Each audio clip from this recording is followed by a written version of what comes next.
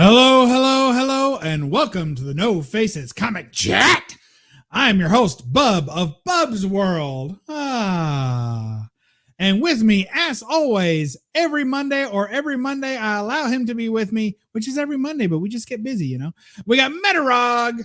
Hey, Feliz Año Nuevo. Actually, I'm too soon for that. Merry Christmas, everyone. Post-Christmas.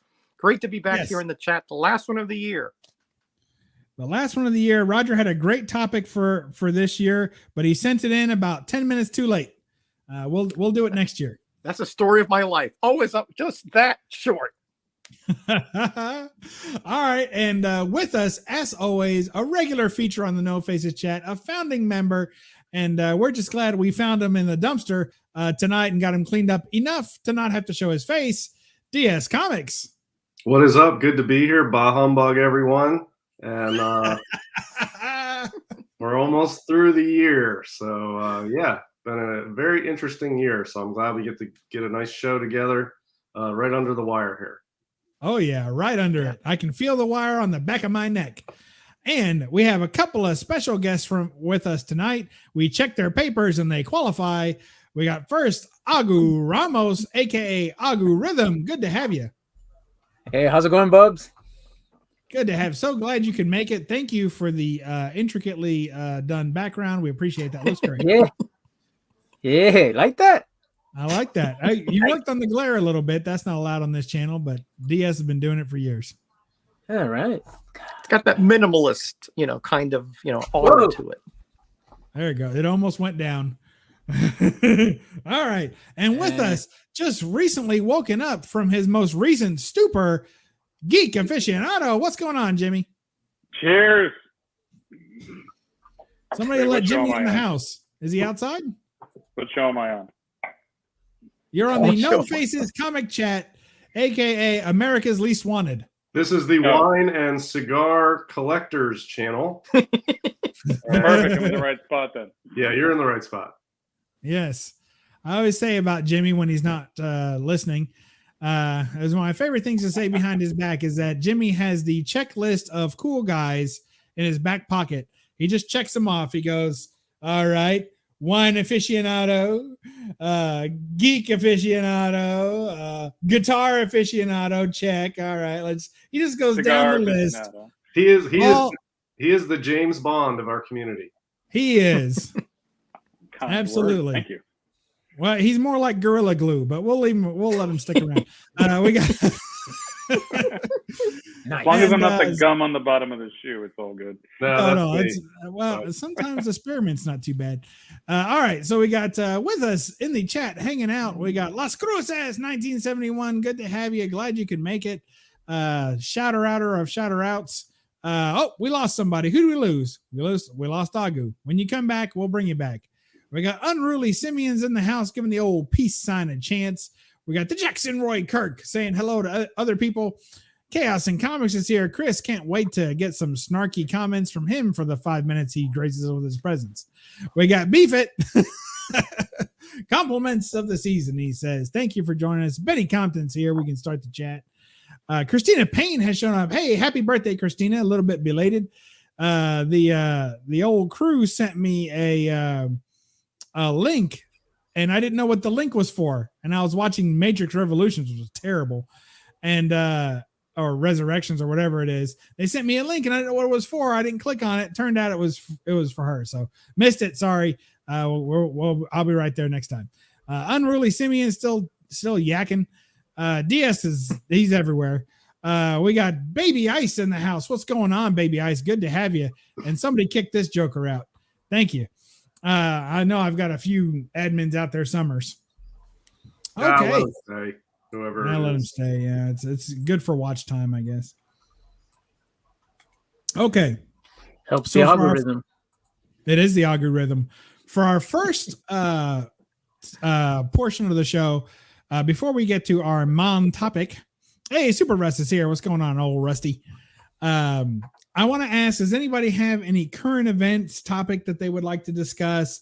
No spoilers. The only thing we're not going to do is talk about any spoilers on the channel. So if you saw something, you're allowed to say whether you liked it or didn't like it, but that's about it. We'll just, you know what? Forget it. There's too many of you. I can't open up the floor that wide. I got to pigeon it down. You understand. So in fact, I'm just going to kick everybody out. So here's what we're going to do. Hey, everybody's back. Look, there's been a lot of movies that came out. I just want to ask you if you've seen them, and if you've seen them, were they good or bad? The top 2 movies, in my opinion, that came out this weekend. I guess I'll put 3. I'll put 3 movies out there that came out this weekend, pretty much, and some shows. But Spider-Man No Way Home gets a thumbs up for me. What's it get from you, DS? Well, I'll watch it when it's free. What about you, Roger? Yeah, I'm with DS. Watch it when it's free. What about you, Agu? I'll watch it when it's gratis. What about you, Jimmy? He's got to get to his button. Oh, All right, Jimmy gets Thumbs up. 2 thumbs up. 2 thumbs up and 3 in absentia. Yeah, look, I'll watch it. Look, these movies, they come out, they're in the theaters, and then they're on demand, and you can buy them. And then after a while, you can rent them. And then after a while, it's free. I'll probably rent that one, $7.99, $12.99, whatever it is. But yeah, I mean, it's not going anywhere. There's plenty of other stuff to watch until that gets out. Well, we've got the old unruly Simeons in the house, so you know what that means. What a fine gentleman. He gave the odd number there, so we get a double shot. Actually, we get a quinta shot. A quinta shot? What would you call that, Roger? You're our resident thesaurian. Quintet. All right, and there's DS's favorite, the odd number in or out, we should say. Thank you so much. Unruly, he wants to discuss how wrong I am about the Matrix. Well, we'll be more specific. Let's say I say Matrix Resurrections or whatever the heck it was gets a big thumbs down from me. What about you, DS? Well, I was watching it tonight, and I'm about 35 minutes in, and she's watching the rest while I do the show. So, Damn you, Bob. I've seen the first 35 minutes. Underwhelming, but showing promise so far. I'll watch the rest tonight and see what I think. All right, fair enough. What about you, Roger? No, I haven't seen it yet. Agu? Nah. Does that mean you have seen it or haven't seen it? Have not. All right. What about you, Jimmy? I started watching it, and my wife yelled at me for watching it without her. So I haven't finished beyond the first 5 minutes. But it looked promising in the first 5 minutes. I kind of liked the way that it was going. I don't want to spoil anything, at least kind of like the new roles that people were in. I thought that was pretty interesting. All right, fair enough. Thank you for the no spoilers. So since nobody else finished watching all the way through, my vote's the only one that counts. Gets a big thumbs down. Has anyone got I know it just came out, but did anybody get a chance to see the new Kingsman movie? No. I did not. No. That's one I'll wait nobody till saw it's free. that. You got to pay for that, right? Yeah, I didn't know there was one. I know. And then The Witcher came out with this newest season. It gets a thumbs up from me. Anybody else watch it? No. I did. I've seen the whole season. It's excellent. Not as good All as right, the that's first one, 2 thumbs up. but better than the first one. So I think so too. 2 thumbs up. 2 people from who watched it. So that's a win. All right, thank you. This new current event segment of the show. It'll be more refined next year. but don't expect too much. I mean, Probably not. so far, our grand total for the years, for the whole month's been this $4.99. So thanks again, Unruly, for that. We've only had 2 shows this month. Yeah, we posted a big goose egg last show. Thanks so much. All right, so we're done with all those current events. So let's get to the topic of the evening. Does anyone at all remember what the team name is for tonight? It was an easy one. DS, what's the team name? He's looking it up. You're cheating. Next, Roger, what was the team name? The Punchy Boxers. Yep, Punchy Boxers. That's right. We seem to have lost Roger from the feed. We're having some tacticular difficulties. Speaking of tacticular difficulties, Agu, what's the team name for this evening? Do you remember? BUB'S Boxed Heroes. Yeah, I thought it was like the blind jukeboxes. The blind jukeboxes? You'd scratch every record in the jukebox. Jukebox Heroes. Oh, it should have been Jukebox Heroes. That would have been a good one. Jimmy, save us. I was listening to that during dinner. It was the Blind Box Buyers. Yeah. Yay. Wow. Oh, the buyer box guy. That's right. Boom. Lay that hammer down. Jimmy got it. Yeah. All right. Good deal. Night. So that being the case, obviously our topic is what, Agu? Blind boxes. That's right. Oh And my what does God, that I got mean? one. What does that mean for the fine folks at home, Roger? I think it means that we're going to be talking about something that comes in the mail that you'd have no idea what's in it. Yeah, that's probably true. Yeah, All right, we're going to go along with that. The comic book scratch-off ticket. That's what we're going to be talking about. Pretty much. Although we can get into raffles because I feel like that's more like raffles.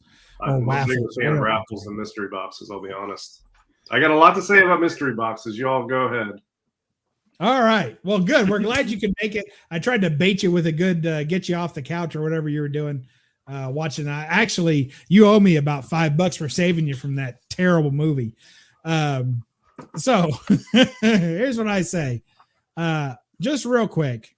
Just real quick. Here's what I'm going to say.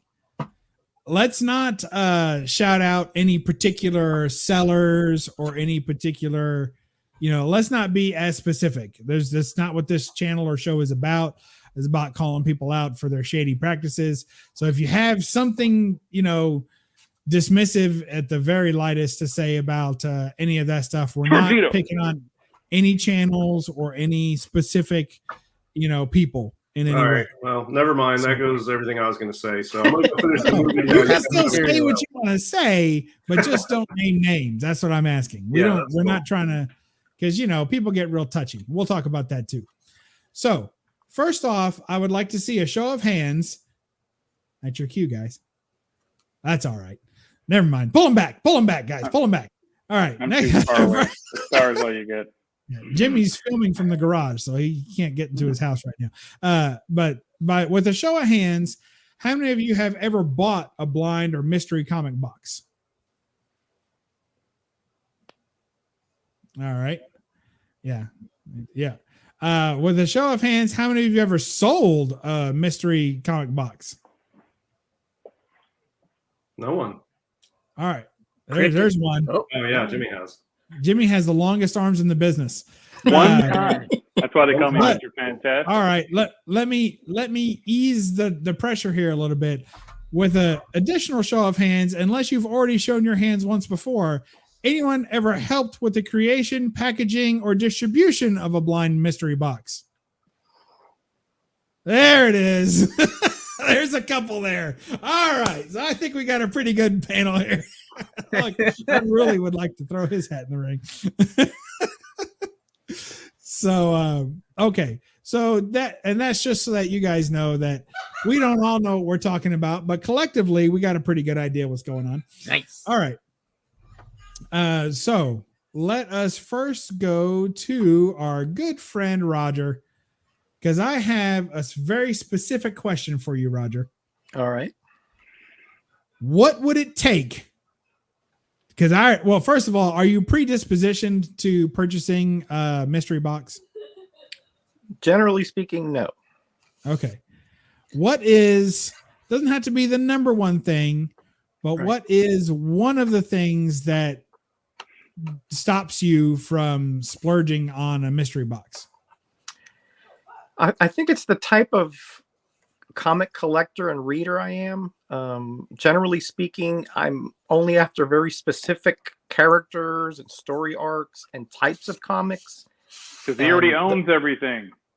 I do. No, I do not. But that's what I thought the answer was. So no, you got us both even, on that one. Not even close. But and most mystery boxes are more like I believe, my opinion, right? It's more for collector building or value, people who collect for value, things like that. And value is really inconsequential to me. I only collect the things that I really enjoy and like. So unless it's like a golden age kind of or mystery box, but at that point, obviously the price would be, much more than I would be willing to pay probably. Unless it's something like that, I'm probably not interested. Unless it's for a specific purpose. Okay. All right. That's a good answer. We're going to circle back to it. Cause I have a follow-up to that one. All right. So then let me ask you this. Well, man, I got to save him for later. Geek, you said that you have sold them before, but you have never purchased them before. So obviously I think correct. We know what's attractive about selling them, the cashola, but why have you, what's a reason that you have abstained from purchasing one? So the vast majority of the boxes that I've seen, I mean, to build off of Roger's points, they're primarily, okay, so there's a hook, right? That's the number one thing, right? There's some kind of a hook in there, right? Like there's a big book that you're kind of going after, or usually, yeah, in a lot of cases.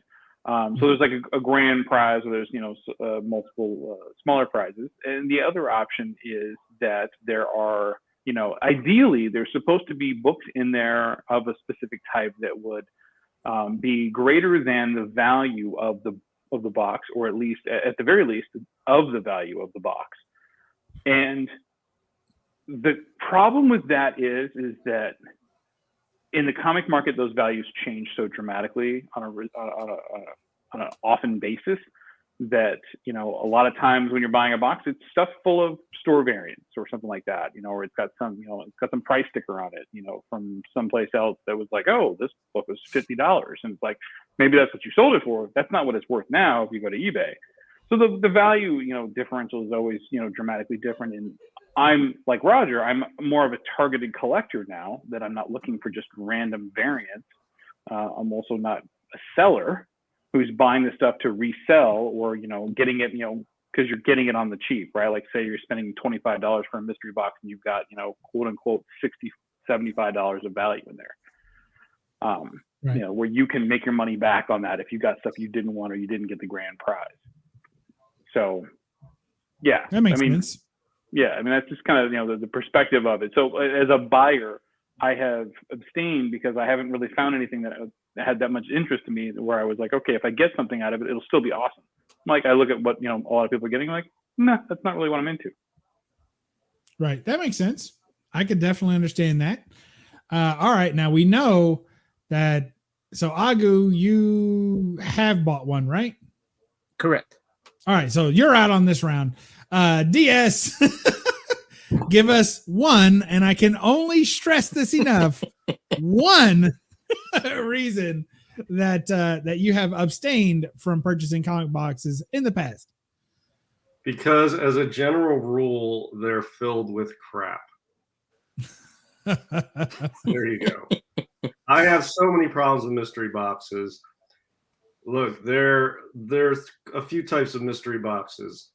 There's prior to Whatnot, the best way to get rid of your leftover crap was mystery boxes. Okay, this is what people were doing, and some people just package up the unsellable stuff and sell it for cheap, and then it's cool. If you're just looking for random stuff and it's a nice surprise, you're getting a stack of books for cheap. They're really not worth much. You're not expecting to get money out of them or have value, but it's just cool books for cheap. Yeah, I don't have a problem with that. That's a good way to get rid of books, and it's a cool little surprise way to get them.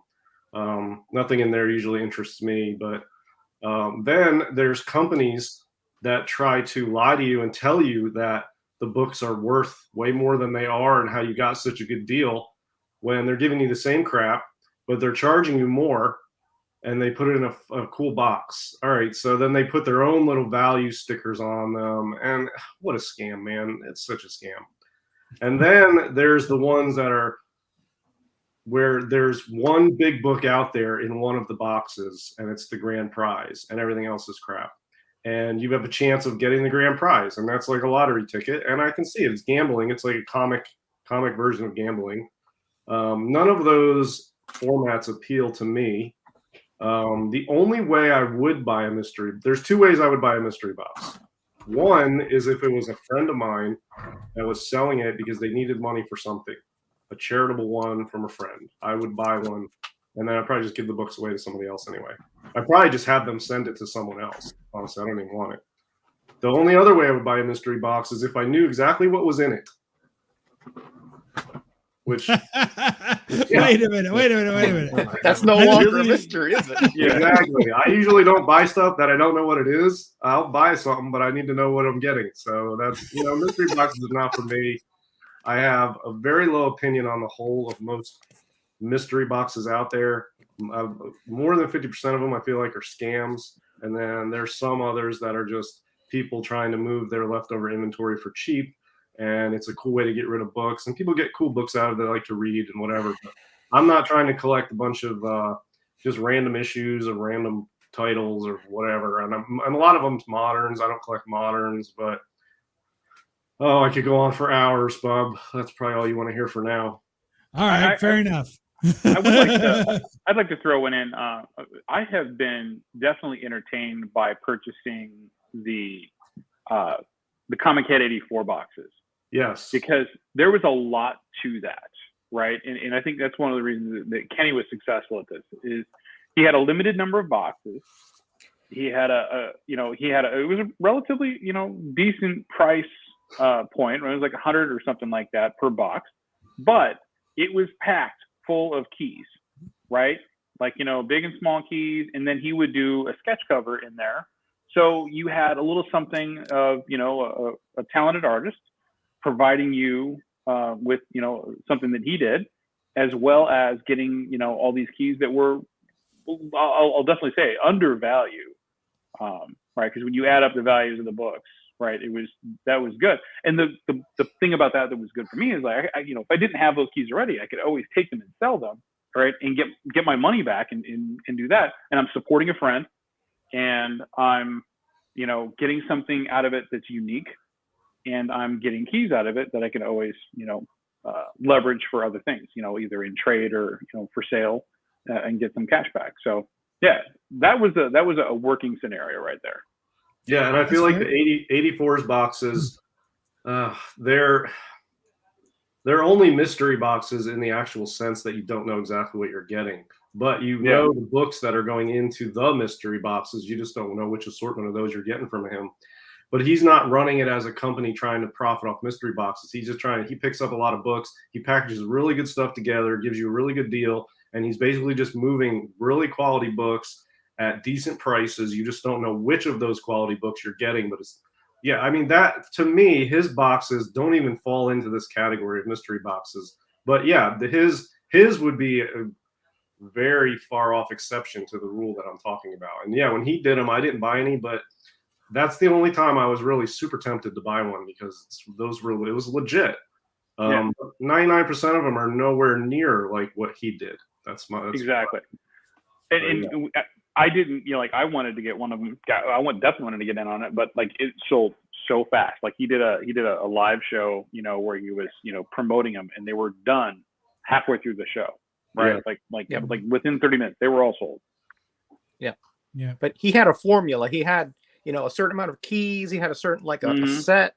You knew the categories of what was in there. And like you said, Jimmy, you knew that worst comes to worst. If you didn't like what was in there, you're going to get your value back. guaranteed. Yeah, and So he that did show the guaranteed. books. I think he also showed the books first, like all the Yeah. books that were Yeah. going in Right. all right. the boxes. So you just didn't know Yeah. which one you were going to get, but you Yeah. knew you weren't getting like something you really disliked anyway.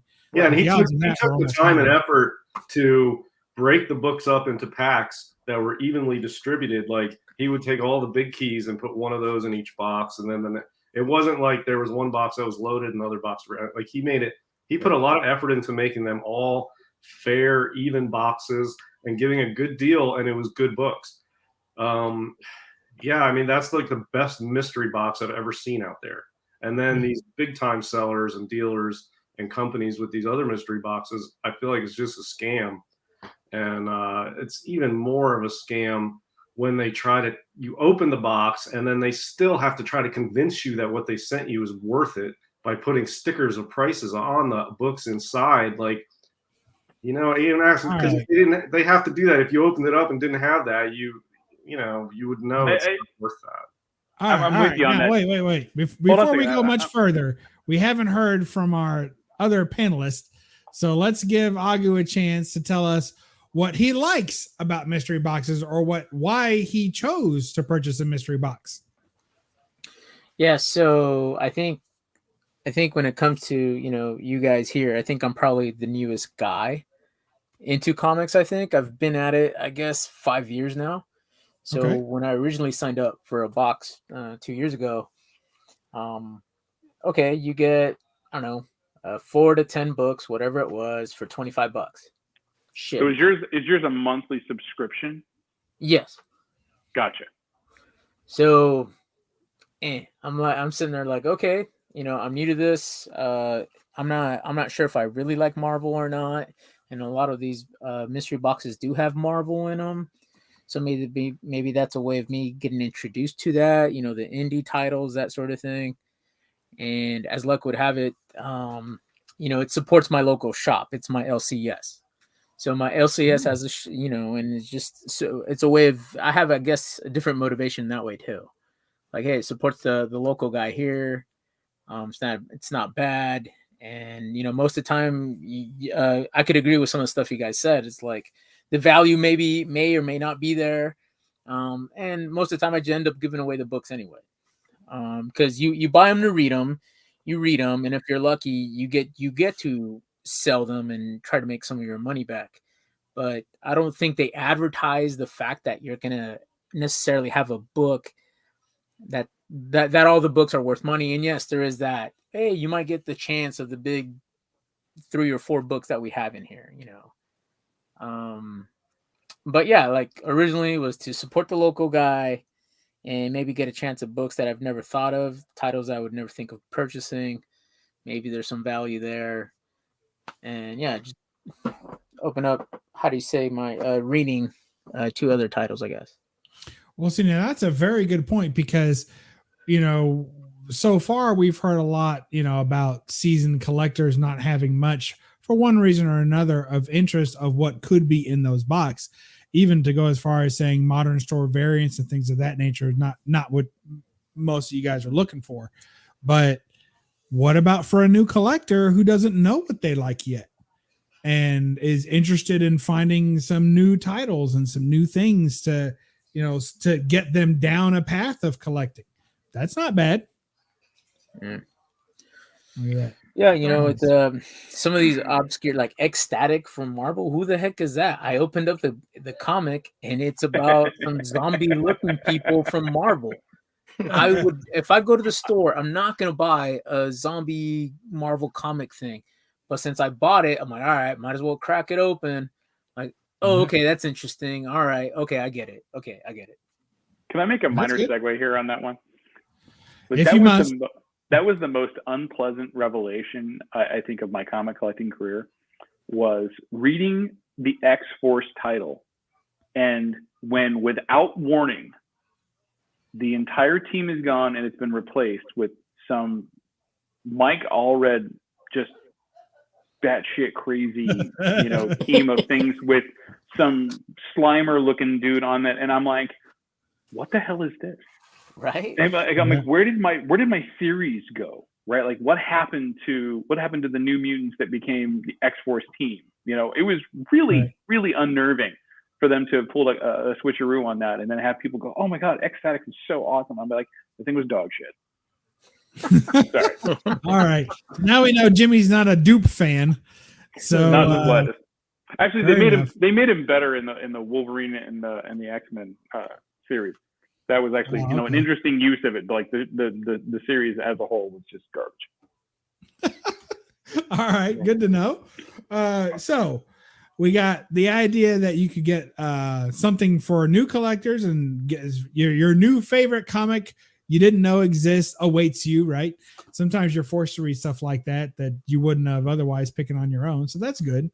I'll throw a quick 2 cents in there for myself, and that's just that I usually don't purchase mystery boxes because of where they come from.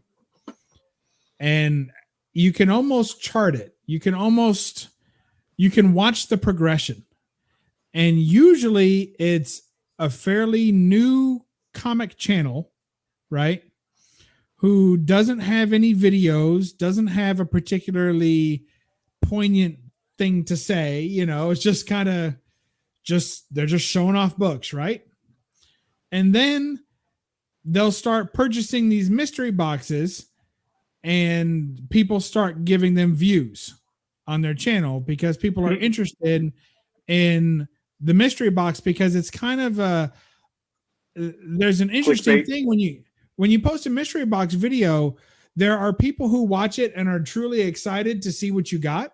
And there's people who are watching it to watch you fail and think that it's funny or that you got a crappy box. And you can tell when you look at the comments, people are like, yeah, that box is crap. You know, people, and then other people are like, oh, that box was amazing. And I'm watching it. I'm like, that box was crap. But they get a lot of views. Right. And then it's click. I don't know, because to me with clickbait, you're not getting what the title says you're going to get. But in this case, you're getting they're opening the mystery box.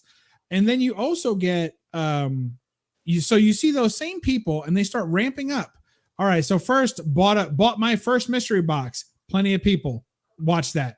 Then bought my next mystery. It was $20 mystery box. Oh, okay. 40, 50, 60, 100. Then it starts getting into what I find to be ridiculous money, which is the $100, $200 mystery box. That just gets crazy, because for $200, you can almost, other than mega keys, you can buy a low grade of just about any key out there, a normal key, mid to low key for $200. So now you're basically saying, hey, I don't want something specifically. I want little things of everything. Right.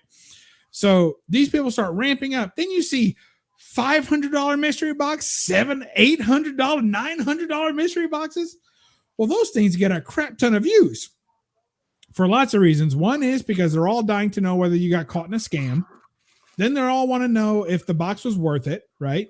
Then they want to know, since most of us aren't going to buy a $900 mystery box, we're curious to see what was in one because it's nothing we're never going to purchase. So let's see how it worked out for you, right? So those people get all those views.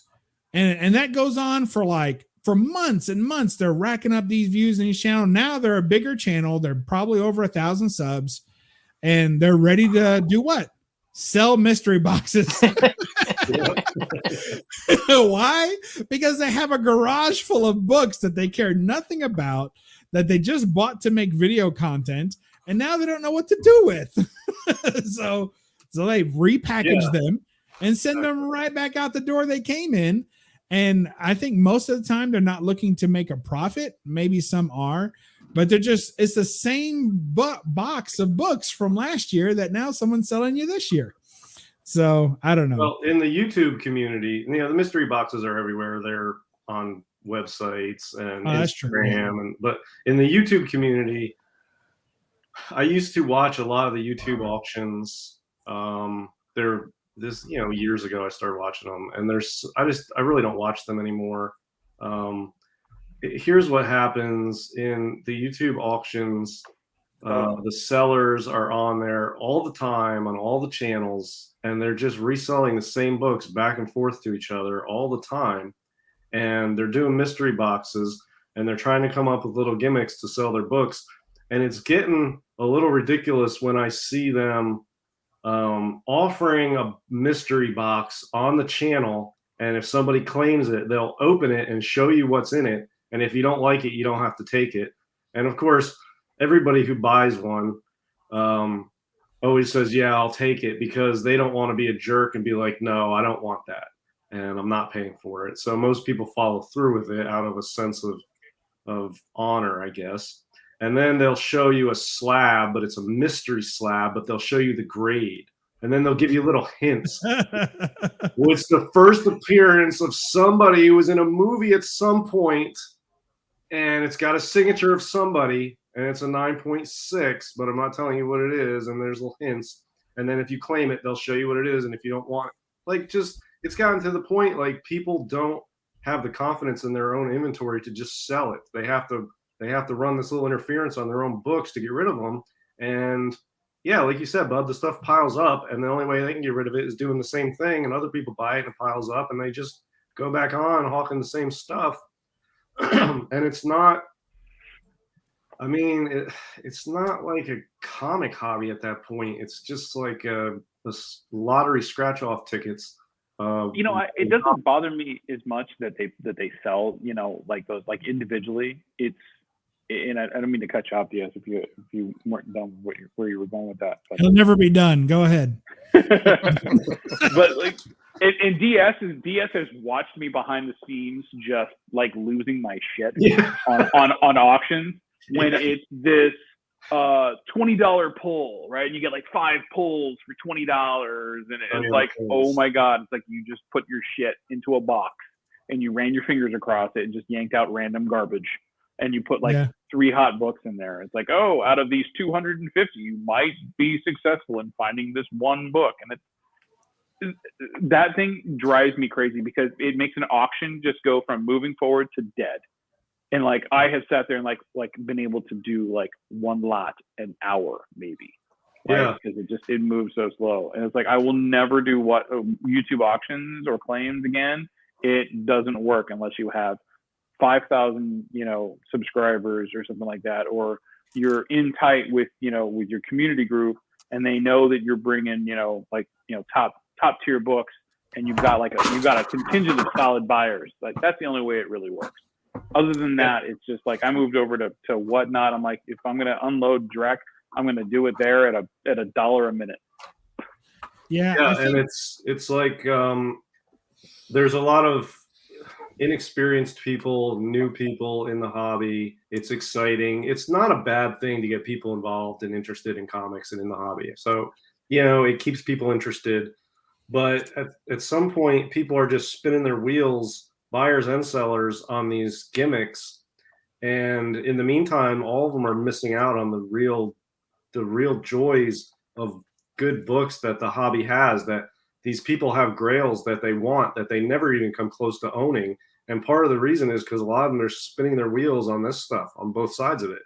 And I can't even watch it anymore. It's so pointless and so predictable. And a lot of it, these sellers are very good at marketing the books. They're very good salesmen. They will convince everyone that a book that's worthless is actually not worthless. And people will pay for it, and they look at good lighting and good backgrounds and Mylar and everything, and it's exciting. It gets people involved in the hobby, but a lot of times people get trapped at a spinning your wheels stage in the hobby, and that bothers me. I don't like to see that, because I know all these people, all of us have grails we want, and none of us have all the grails we want. Some of us have a few of the grails we want.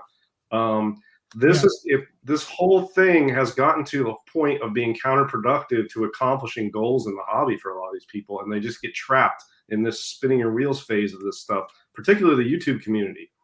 And you guys know, I used to watch every single auction on YouTube all the time, and there's almost always good books coming out, and it just got less and less and less. And now it's people, you can see the boxes building up behind them. They haven't opened. They open them, they throw them right back out on their auction and sell them to somebody who puts them up the next day on their auction. And it's just like, what's the point? What's the point? Like, seriously, I mean, there's like real books out there people want. Yeah, I've seen that too. Like where they go and they buy the other guy on the auctions box, to get it moving and everything, and then it winds up in their next box. Yeah. No, I mean, there's nothing wrong with it. There's nothing morally wrong with it or ethically wrong with it in the YouTube community auction setting. It gets people interested, and mostly it's fun. And maybe I'm just a snob and whatever, but I don't really care. But Dude, I don't people know. buy I feel like a lot of these people at the end of the day have books they really want to get, and they never come close to getting them.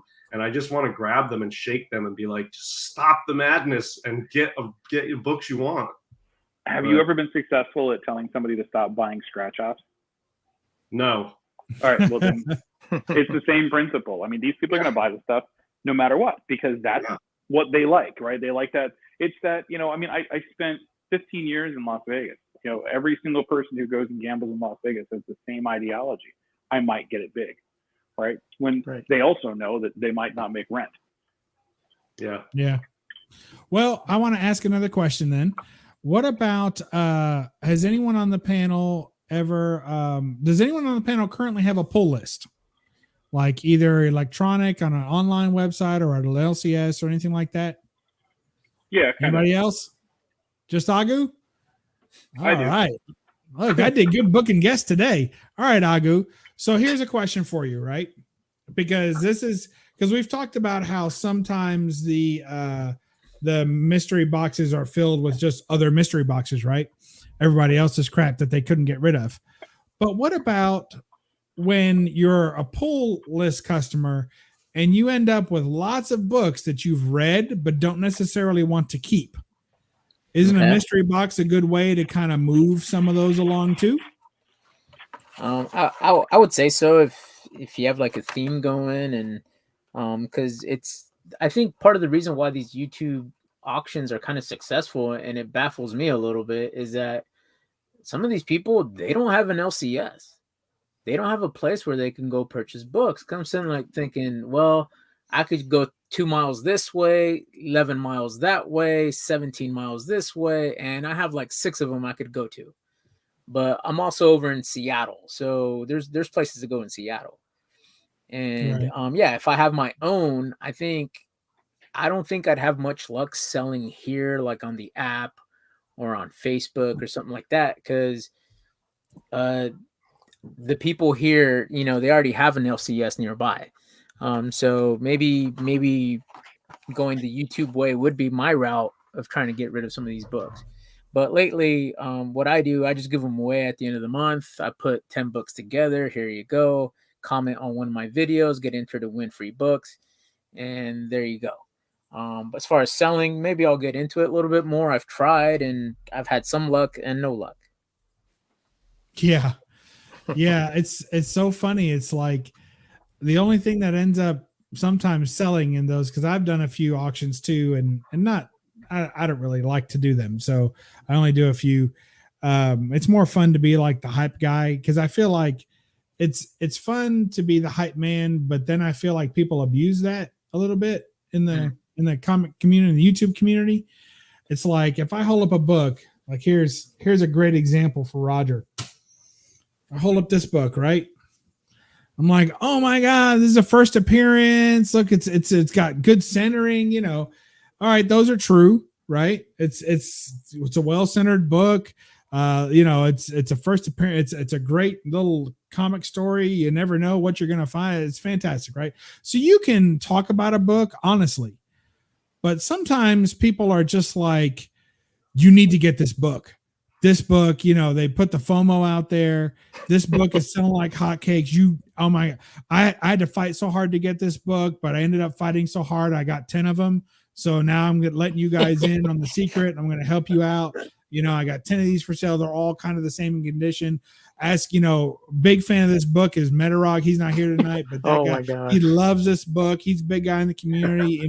If you want to ever have a collection like him someday, you're going to have this book in it. So I mean, at some point the hype turns into just straight BS, And I want Bub on my next auction. Yeah. I'm there for you, brother. But I mean, talk it about just- misrepresentation there. Holy smokes. Oh no, Well, he's not I mean- misrepresenting anything. You love that book. you love that book, Roger. That's the only series I jettisoned from the Bronze Age Marvels. I just couldn't take it anymore. And it's available in every quarter bin everywhere. Oh, well, I don't know. We have officially broken our record for super chats for an evening. We're going to need some extra help to fix the problem. Is there anyone we know that's good with tacticular difficulties? Yep, Linda Carter here is here. Wonder Woman is here to help us with our tacticular difficulties. Thank you so You much. can really handle that shaft, I'll tell you that much. She's working on the problem hard for you guys. That's what she's doing. So thank you so much. The unofficial ninth member of the No Faces comic chat. Thank you again. She'd have a little more success if she'd worked that ball. Yeah. Well, I've been sending her that Focus letter on for the years. knob. She's yet to respond. So, all right. She's BUB'S Con above the 2023. Sorry, Jason, it's been postponed to 2023. We're going to send the mailers out so you guys have the new dates. We're working on working on things. But yes, So totally agree. slight segue. Why is it a whole year and a half or 2 years away? Well, Why couldn't you get anything for this year? Well, 2022, it takes at least a year to promote one of these conventions. So 2022 is just too close. I would have had to have already started last year or this year.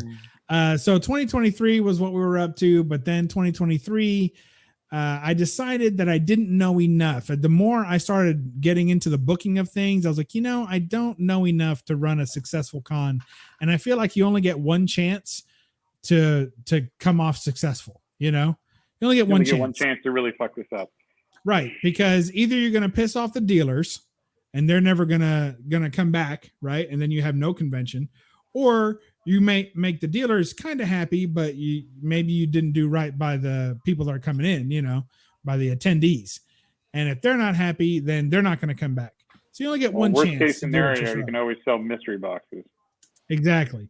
So me and a buddy of mine, we're gonna actually be dealers for this whole next year. We're gonna go to all the local conventions and we're gonna deal comics for the next year, and that'll give me the inside scoop I'm looking for to know best how to service everybody and get a better idea for when BUB'S Con 2024 comes to a town nowhere near you. So Finally, somebody's watching my videos. They learn book your flights early. Math doesn't lie. That's it. Oh, what do we got here? My favorite sales are up 300%. So I sold my copy last week. That's about right. Yep. I love it. All right. So let's talk about, oh my gosh, you guys are just too generous. Thank you so much. It's a big, there you go. We're running, scraping the bottom of the barrel of the thank yous. Alec Holland. Jamie said, well, we're locked and loaded for some more super chats. Thank you so much, Jamie. We appreciate you. He's a big winner in the fantasy football. I'm a big loser in fantasy football. So I had to say that. It was, he sent me a message, told me I had to say that. BUB'S Con, Jambo's excited. That's going to be my dealer partner. He and I, we're going to all the cons in the area. Jambo, congratulations for coming out from behind the camera, buddy. Yeah. Show us some Christmas cheer, he says. I don't know that. Oh, yes. I know what that means. No, I can't show that on my channel. I can only show that on Roger's channel. Oh boy. Or other channels that Roger's on. I made a deal. Oh my goodness. Right, we're having more technical difficulties. Merry Christmas, everybody. Just a couple of days late. All right. So here's what we got going on. We got a lot of folks saying that they love mystery boxes. A lot of folks saying that they don't love mystery boxes. To be fair, we don't have a lot of folks saying they love them. But we're just gonna roll with that anyway. Thought we might get a few more. So let's talk about putting together one and getting it out the door, right? We've had two panelists are familiar with that process. So Jimmy, I know you came on the scene pretty early with as relative to your sub count. Is that fair to say? Yeah, absolutely. So here was the situation. I actually had been a YouTuber for a few months. And so that was negative point number one. I had seen some of the other guys, doing some mystery boxes, and they were doing, pretty well with it. And a lot of them, like, didn't have a whole lot more, subscribers than me, but, like, let's say a couple hundred more, right? So, I was looking at that in terms of, like, not significantly larger. And I put together something that I thought was going to be, like, different, because I wanted to extract all the things that I didn't like about a mystery box, right? Which was like, oh, you're just dumping everything that you don't want to have. Mm-hmm. And there's no value there. So I wanted to make sure, like, there was value into it. But my box was more for like somebody new, or somebody who wanted to expand their collection, or, so I did across bronze and silver and copper books, so yeah, it wasn't packed full of store variants, or the hot thing right now, and super inflated values. I did 50 boxes with a grand prize, and like 2 more tiers of, multiple, other prizes, all of which had, higher value than the box itself. Like a couple of like modern slabs or something like that that people were after. Like there was like a Batman Who Laughs #1 variant or something like that, and there was some other stuff in there. But and I showed everything. I put everything out there and let everybody know what was in the boxes and everything. I want to say I probably sold 10% of the boxes. No, 20% of the boxes that I put out there. Right? I think I sold 10 out of the 50. Right, and I think it was actually going pretty well. I mean, like Matt Boy, who had 7, had gotten it. He did a video. He opened it up and told everybody what was in it. And graded it, fairly on where he thought that the box was compared to the value and such. He gave it an A-. But one person went out there and did a tremendous job of shitting all over it publicly. And now, dang Bubs. Hey, it it wasn't me this time. It wasn't Oh, Bubs. what? It wasn't Bubs. As a matter of fact, it turned out to be the biggest shyster in the entire community. So that's my slight little bit of revenge there, is like, yeah, you listened to the wrong guy. But yeah, so I learned that number one, make sure it's a smaller, if you're going to do it as a smaller grouping, and honestly, just kind of follow the Kenny method. I mean, Kenny knows how to do it right to get people to effectively want them. And I think that was no, it wasn't you, Chris. I appreciate the honesty. Yeah, I deleted my comments, so it wasn't me. Yeah. It wasn't me. So yeah, it was like I said, it was just it was one of those things where like somebody took an opportunity where they could have just been honest and say hey, it wasn't for me or something like that, or been respectful about it, but they took an opportunity to be incredibly rude and just like very much so, and just kind of shit all over it, instead of just give like if you didn't like it, I mean, hell, I think I would have given your money back, if it was that big a thing. But like bad press, that's the killer of all. Yeah. Wow. Well, that's quite a story, and I got to tell you, like, you're not alone in that. Yeah. I mean, I think you may have been targeted a little extra hard because you had so few followers at the time. But I think so. In other words, very little to lose, right? Because if someone with more followers or subscribers yells pretty loud, lots of people will hear it. It'll drown out. Plus, all the echoes will drown out whatever excuse you give or anyone else taking up for you because of just law of numbers, Yeah. But I think that part of the reason that people shy away from doing mystery boxes, or should, is because you just can't please everybody. I mean, you just can't. I don't care who you are. Even though we were kind of shying away from shouting out names in a negative sense, it had been mentioned that Kenny 84, but I guarantee you that there was at least one person, whether they said it or not, or spoke out about it or not that was disappointed with a box that they got. Yeah, I think he mentioned before that a couple people have hit him up and said they were not happy with his mystery box. I think that's happened even with him. So if you're buying mystery boxes, you have to understand that there's a risk, there's a surprise, and you have no idea what you're going to get, and it's a gamble. And if you're just doing it for fun and you just don't care what you get and you just want some cool books to read or something that you wouldn't normally buy, then fine. But if you're buying them for value, you're inevitably going to be disappointed. If you're buying them for that chase book grand prize, you're inevitably going to be disappointed. And you know, you would get the sense with the grand prizes that everybody's winning a grand prize, because the people that win the grand prize, it's all over the place and you can see it. And so it really is good PR for those mystery boxes.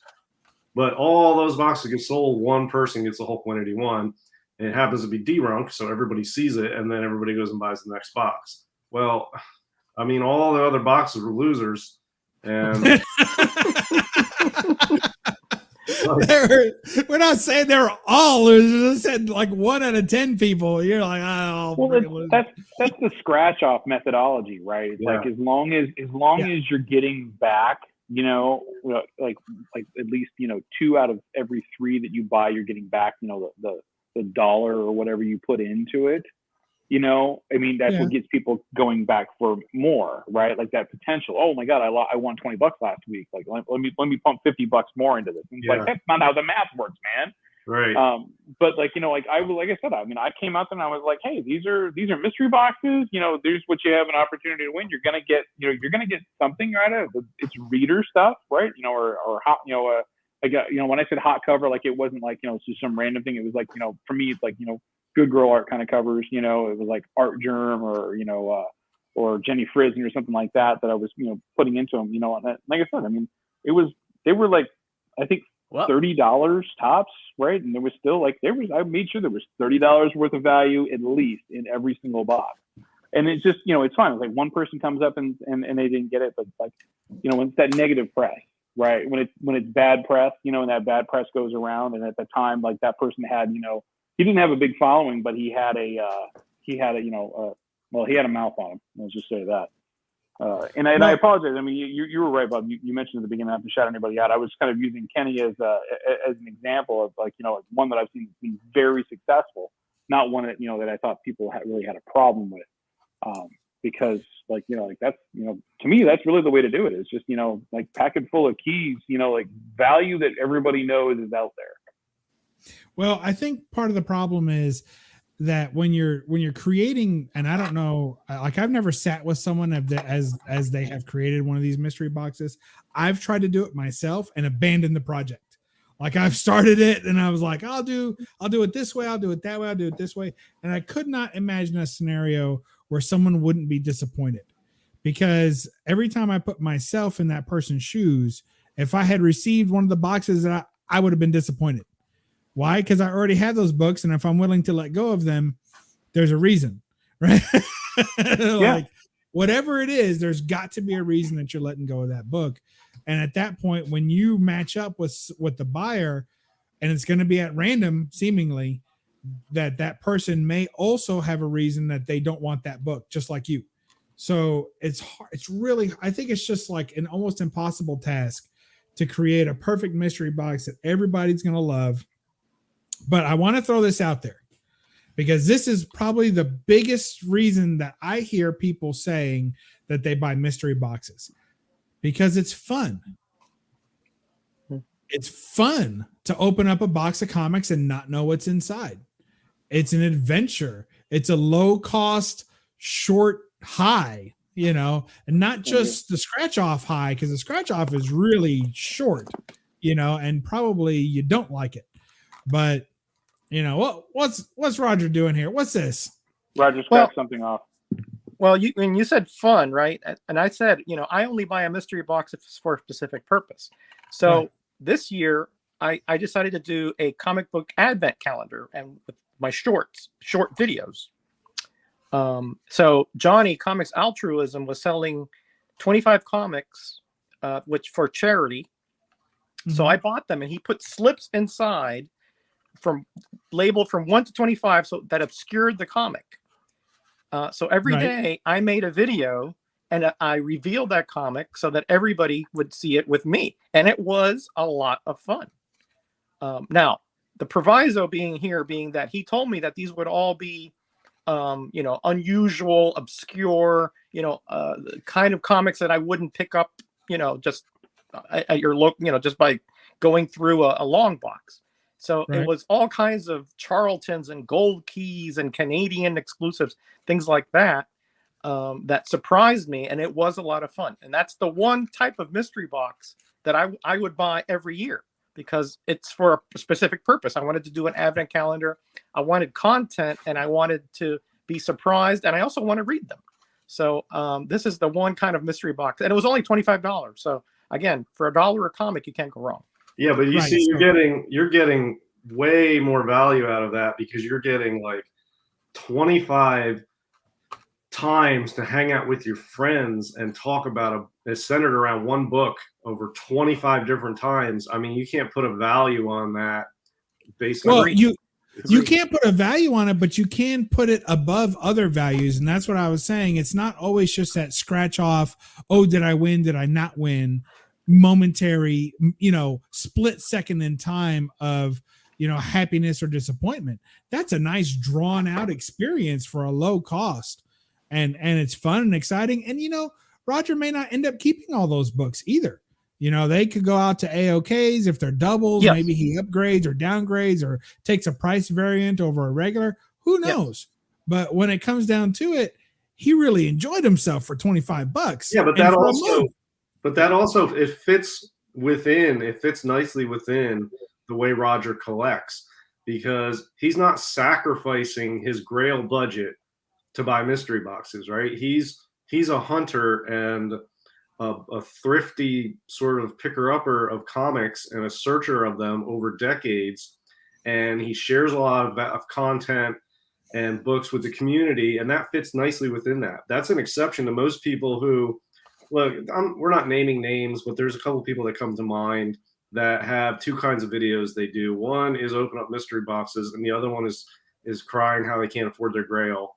And those mystery boxes are not fitting nicely within their collecting style. They're just undercutting themselves and not realizing it. And it's just like wash, rinse, repeat over and over and over. It's like, it frustrates me to no end. I just want to tell these people, like, just stop what you're doing. And, I don't know.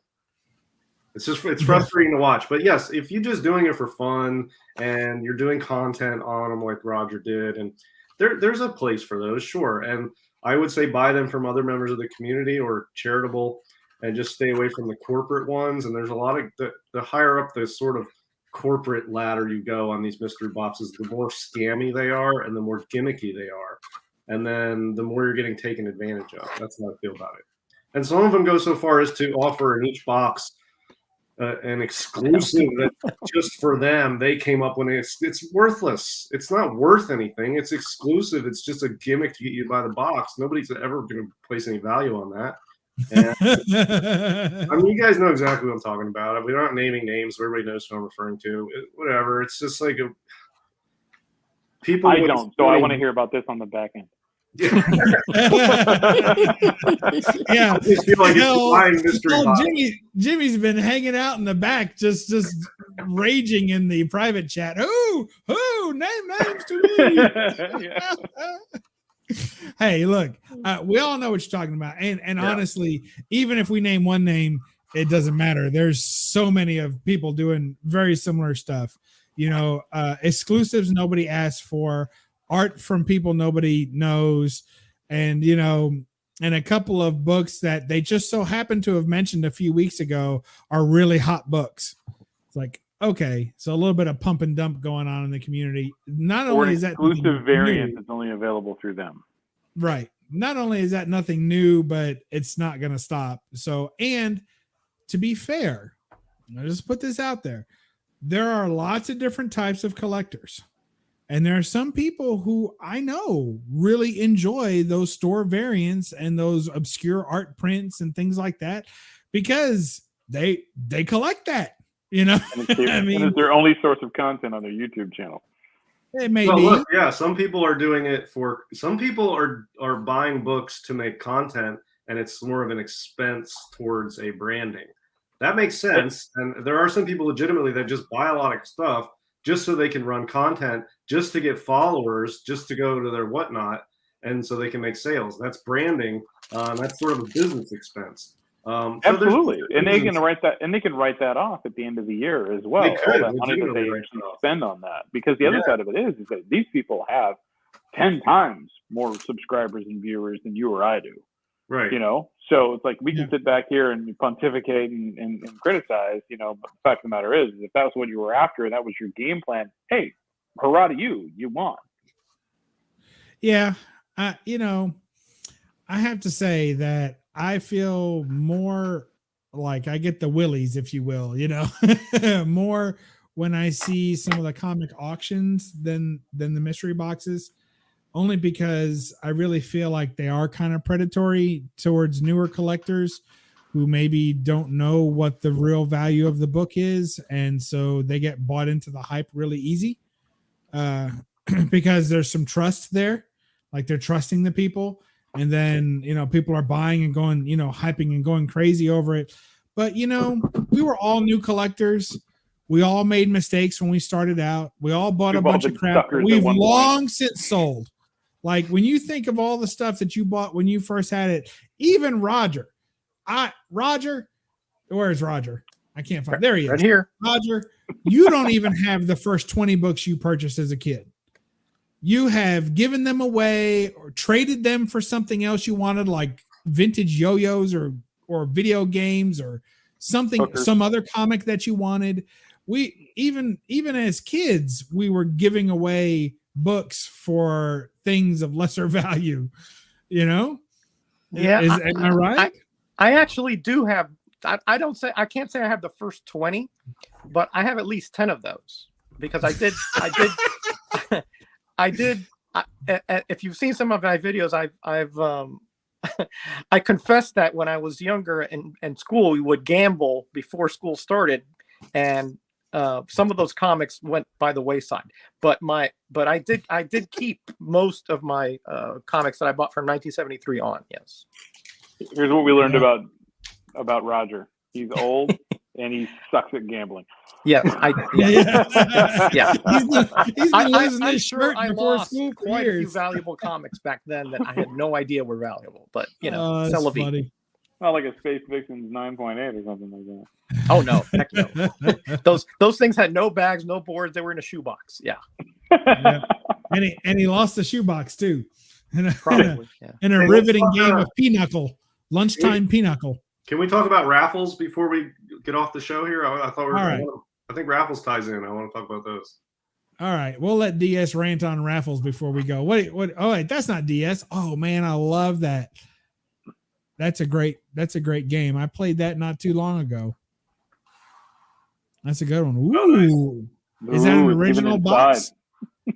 I know they're doing repops there's the now. original Sunfade too. That's DS's favorite game. That's based on the movie. That's DS's favorite game for sure. Yeah, Well, I've he never loves played that one, but I did like Sega Genesis. That was a killer system. Hey, Bubs, look at this guy. Look at this guy. Look at Oh my gosh. Hey, you're good. Hey, we're gonna have to hose Roger down for a minute. You keep showing that stuff off. He loves I that got my stuff. Sega right here to my left, man. You're talking my language now, man. Hey, but let me ask you this first, Agu. What does that have to do with any of the topics we've been discussing? Hey, you said box and you said game a couple minutes ago. Oh, all right, that's all you needed. all So I needed. have you sold comics to raise funds for those items? Is that what you're saying? No, but I want to. I have a list of. Here you go, Bubs. Here's a Hot Wheel for you. You know, here's one. Oh, here's yeah. one.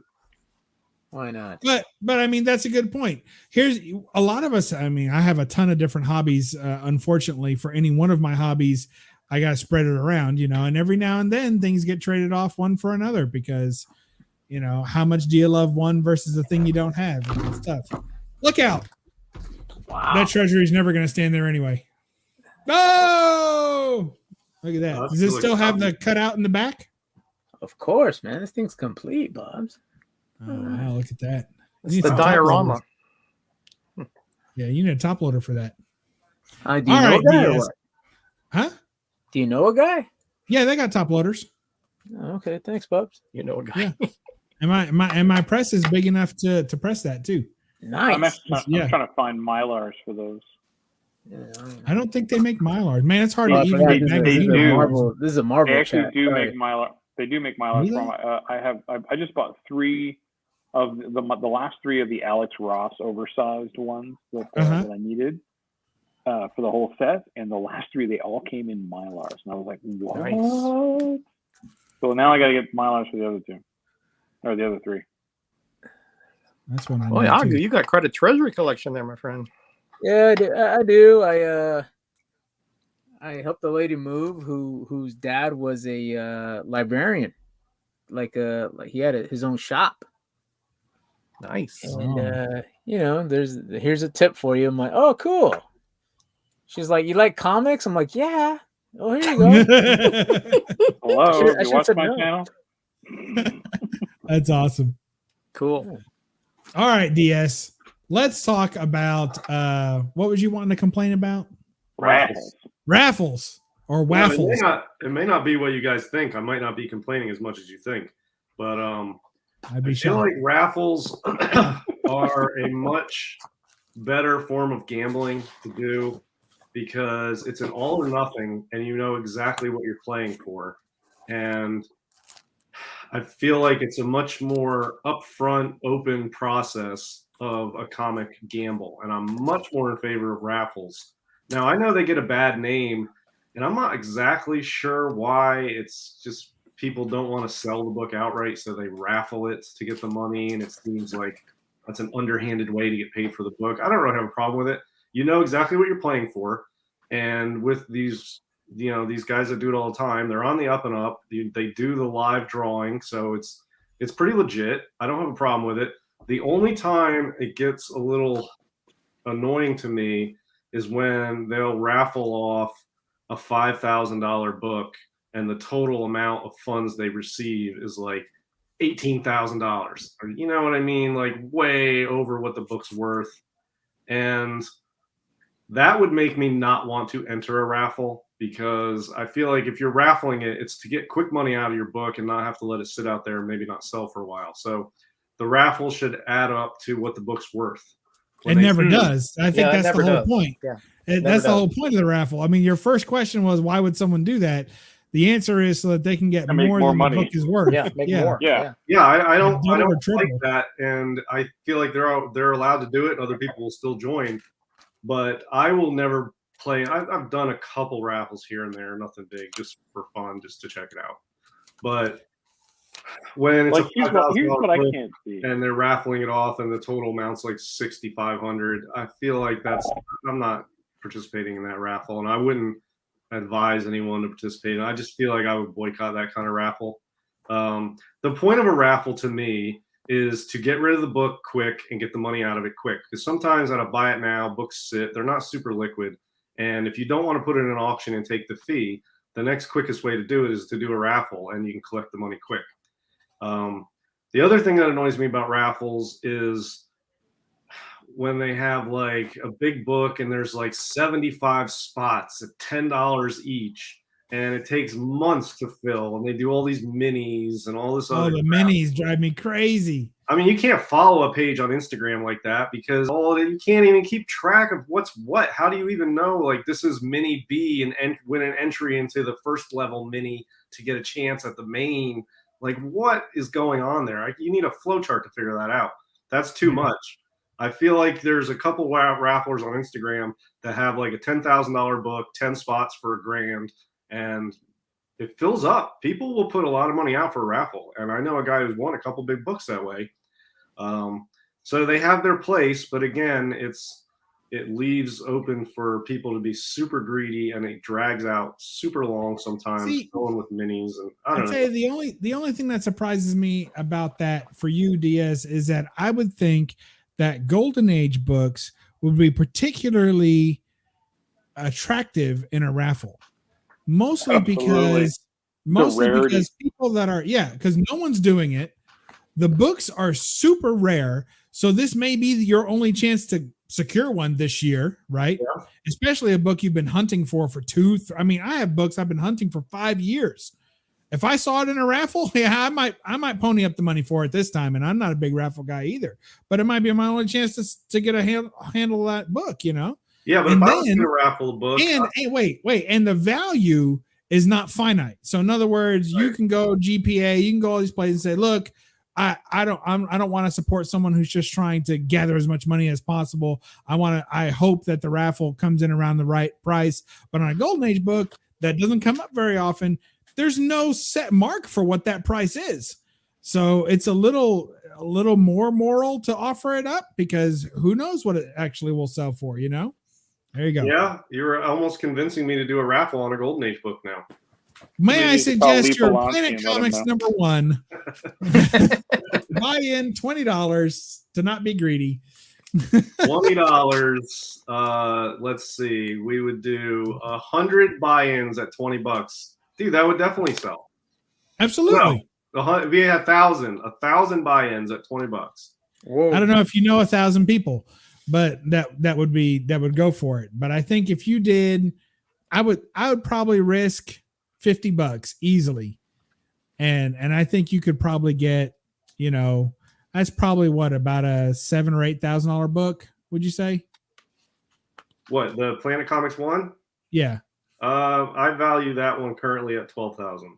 12. Ooh. Wow. Yeah. Wow. Yeah, and it's because look, there was a 3.0 or 3.5 that sold for 7,800.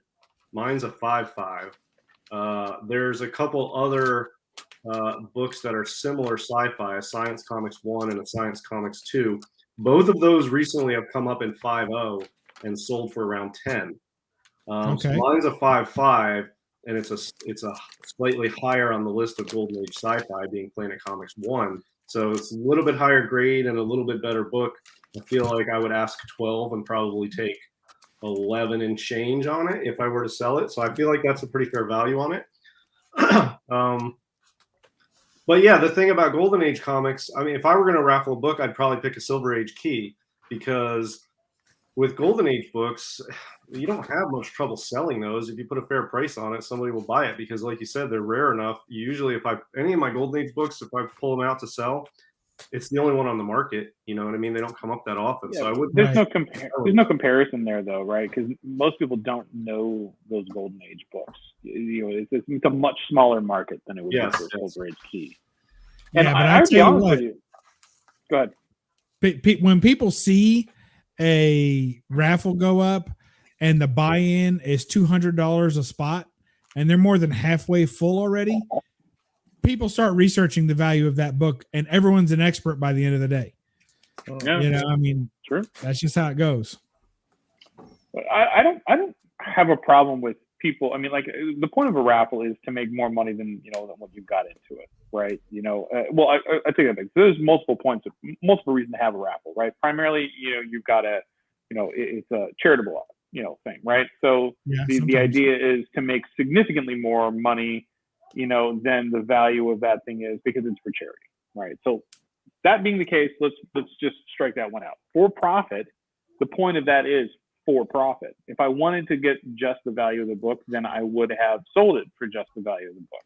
The entertaining part of that, or the attractive part of that is that I could have gotten that book for a 10th or a 20th of the value that I would have had to pay for it, because I only paid $100 and it's worth 1,000 or it's worth 2,000 or whatever the case is. I went up against 20 other people. Yeah, the odds are better in your favor and you can buy more spots. But if you're setting a finite, limit on it, and that book, like the next week, is what, another, $500 more, right? Or maybe it's $500 less, so it's not in your favor, and now it's not, it's in your favor, and now it's not in the owner's favor. There's always those aspects of it. The idea of a raffle is you've got something that you're giving away for a reason, and you've entertained the idea that somebody could buy in very cheaply to get that book, and they can buy in multiple spots if they want to. one of the issues, like in Illinois, in our area, is that like if you're a business, raffles are actually illegal. Oh yeah, so you actually have to they are in get Kentucky a as well. permit. Yeah, you have to get a permit from your township, or you have to request from your township a reason for having a raffle. And if you're a for-profit business, you will most likely be denied. So what we got into the habit of here at my LTS was that, you know, you got the ticket because you spent so much money in the store. So then we had to, you know, basically we took it and we changed it to, you know, instead of, hey, there's this thing we're raffling off and you can buy tickets for it. Now it's the more you spend in the store, the more tickets you can get in the raffle, right? So, you know, it kind of helps to push sales along, you know, in the store against everything else. And then you have an opportunity to win one of these prizes. Yeah. You know, in most cases, it was either one big prize or it's multiple prizes or whatever the case is. Yeah, I see raffles as, I mean, that makes sense. If I were to raffle a book, I feel like my goal would just be to increase the liquidity to get the money quicker, not to get more money. I would try to get the same amount of money, but I feel like a raffle helps you get it quicker because people all buy in and you get the money in a quicker amount of time than if you just let it sit out there where it may or may not sell quick. That's sort of how I see raffles. But what you're saying makes sense too. Do a raffle because whoever wins it's getting a killer deal on that book. And so that gives you the ability to charge more overall because people are paying less for the book. So yeah, I guess it could go either way. The one time I tried to do a raffle, I raffled off an FF48, right? And, you know, I said, you know, this much, you know, price, and I put this many spots. And it was like 20% over the value of the current market value of the book. And people were putting in on the, you know, in the comments, oh man, what a scam, you know? And it was like, damn, I'm like, it's 20%. Like this book's constantly going up like 20% every other month, you know? And like, you know, people have the nerve to kind of like look at that and call you out of the scam. And I was like, well, okay, so not trying that again. You know, it's like it has to be whatever, you know, like whatever somebody has access, you know, whatever market data somebody has access to at that moment, that's what it has to be exactly at. Otherwise, you know, they'll just kind of paint you in that corner. That's true. It's a tricky proposition. I know it's illegal in my state, and I still see people from my state run them, and I see shops run them, and I'm like, what are you guys doing? They're like, oh, well, we're selling spots. We're not selling actual, you know, raffle tickets. Not a raffle. It's a spot. I'm like, oh my gosh. And then you hear the waffles. That's a raffle, right? Yeah. And then they do the waffles or waffles, whatever you want to call them. And that's, you know, that's where basically kind of like you say, you have to buy something or everyone gets something. You have to, because if you win something, then it's not a raffle anymore. Even if it's not something, it has to be something relatively even to the value or close to the value that you paid. Yeah. So they try and act like that's a thing, you know, but it's not a thing. I'll tell you though, that's rich when the government is not allowing you to do raffles, but you can go next door to the convenience store and buy government monopoly lottery tickets where they're the only taking money out of their pockets. And keep people homeless by taking their money. And then if you win big, they take taxes out of it. But nobody else is allowed to do any gambling. But if you want to gamble, the state runs gambling all over the place, but nobody else can do it. That's rich. Unless you're a Native American and you can start it on a reservation. Well, because the government's given them that piece of land, and that's all you get. Do whatever you like. Technically, they're sovereign. Yeah. Yeah. So here's Imperious Flex saying, very, very well said. Basically, if you're up front, amount of tickets you sell, who cares? Yeah. And that's what I've kind of. Nobody's ever gonna. If you're running a regular raffle, nobody's gonna tell you to stop selling tickets at a certain point and call you out as a shyster because you sold 300 tickets at $5 a piece for a $50 item. No, whoever wants to buy can buy. They can buy as many tickets as they want. Right. That's and that really is. Some people really do find that fun. And I know, you know, I got a buddy, right? Don Dizzle. He's won like 4 grand prize raffles in the last like 6 months. And, you know, at that point, you can't argue with the guy.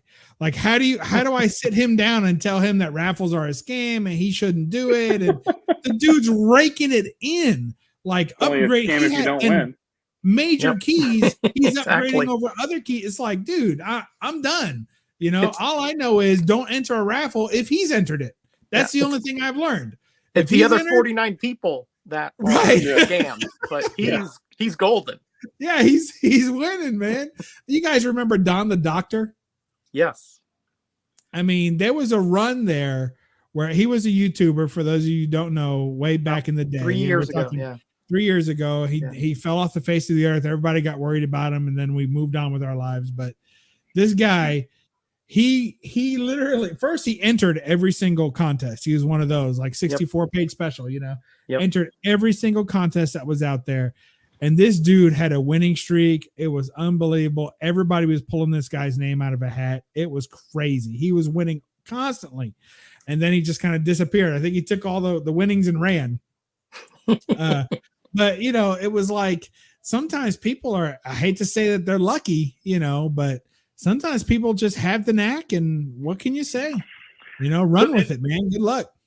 That same ideology is exactly present in the mystery boxes, right? Yeah. So let's say you're running a GP, right? And you're putting out, X number of boxes out there, right? And then, if your box price is, what? Well, what's the standard box price for like one of the regular guys that does it? They're usually like $35 or $40 for a regular one. It's usually like 25. Somebody who's got like an AF-15 GP. It's $35. Oh no, those are like 75, 150. 250, exactly, right? And they've got, they've got like 150 boxes, they're running $75 a box. What's the math on that? Yeah. Compared to what they're putting in there, what they paid for what they're putting in there and what they might have paid for that GP. The fact of the matter is that nobody cares because everybody's going after that GP. And even if they don't, all they care about is that they got what they got out of it. It doesn't matter what the guy's making on the back end, but you're going to crap on somebody doing a raffle because you didn't get exactly what the market value was, or you didn't take a bath, compared to what they did. Yeah. That's the thing that, irritates me. Like you're gambling, you're putting, $50 out there or $100 out there to get some massive book and you didn't win. Yeah. But you knew that risk going into it. There was no, all the runner-ups get, some stickers. It's formal for substance. You gave your money and you knew what you were getting into, and it's done. The principle is exactly the same. It's form over substance. They're just two different. They're packaged differently. Yeah. There's a different wrapping, but at the end, you're overpaying for something, or he's getting more. Whoever it is getting more for that than the market value, and everybody else is getting it, is thinking they could gamble and get it for less, but only one person is actually going to be on top, and all the rest, they're getting nothing, or they're getting the remnants of that mystery box, which is probably, like you said, not what they want. And I'm telling you, every one of the guys that runs one of those is buying the stuff that they're giving in the mystery box for bulk cheap, right? Yeah. They're getting it for like 10% or cost, or like half of cost because it's overstock or whatever, and that's what's going out. Yeah, I think the only difference between the raffles and the mystery box, though, as pertains to what you just said, is that when people are spending money for the raffle, as soon as that name is drawn, they immediately have lost all hope. It's over. There's no more hope. There's nothing, right? It's over. Sure. They paid their money. They took their chance. Didn't work out, right?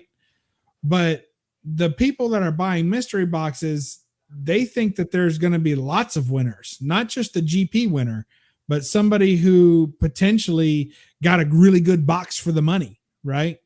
So they don't lose hope. They're more like customers than gamblers, I think. They may still have the same mentality, the same idea of hoping for bigger things and for a greater return than what they've put in. But I still think that there's that difference between the person who's getting something and hoping for the best with what they have, and the person who's getting nothing and knows that going in. I think there's a little bit more heartache when that you open that box, go through all those books, and especially for the poor fellas that do it live and on camera, you just see their faces sinking. Yep, the disappointment is tangible. Yeah, they're like, oh, I was gonna, this is a good one. Then you just hear them start talking to themselves. They talk about how the value is there. I think the value is there. I'm like, yeah, you just bought a job. Now you got to talk yourself back into it. Yeah. Yeah, to get your money back, you got to sell all this crap. But good luck, So anyway. Well, I'll tell you, as somebody who, I'm not a dealer, but I do a lot of buying and selling. But when you buy a collection, you are buying the collection for the 1 to 2% of the books that are nice keys where you're going to make your money back. You're not buying the collection because it's a whole, 5 boxes of good stuff. You're buying the collection because there's, a near mint plus ASM 300 in there and an FF 48 and then a couple other small books, Iron Fist 14. And then you're getting a good price where you're going to make your money back on those books. And with every collection you buy, you get all your money back up front. We sell the good stuff. And then there's some middle tier stuff you can mess around with, move for cheap. And if you put cheap enough price on it, it'll move. And then 50% to 75% of it is just crap that you can't move. And it's not worth even charging shipping on, and it's not good condition, and it's just stuff you can't move. And as a dealer, when you get enough of that stuff built up, you only have so many options because you're running out of space, and that's just inventory that you just need to get rid of. You can just give it away, and then even that takes work because you got to find somebody willing to take it, and that's not as easy as it may seem. Trust me, that's what I do with leftover stuff, and I can't give it away. And then you can do mystery boxes and pump it up, and you have enough people, you can sell it off in mystery boxes and sort of tell people that you're giving them good stuff, when in reality, you're just getting rid of your unmovable leftovers from collections. Or you can just do online claim sales where you put like A, B, C, D, E, F, G on the books, and people can claim however many they want, and it's $1 each. And then you just charge them shipping, and they can build a box of stack of books, and that takes work. I feel like most of the mystery boxes coming from more of the dealers, the people with higher volume, it's just them trying to convince people that they're offering value when they're really trying to get rid of leftovers from collections. That's basically what it is. And those are the worst kind of mystery boxes, I think, because you're really not getting value out of it. You're just buying leftover crap that's not marketable, and it's just helping dealers out because they can get rid of it. I have a couple boxes here. There's a dealer that comes to a local show, and I usually just run them up to the local show, and I sell them like 2 boxes for like $20.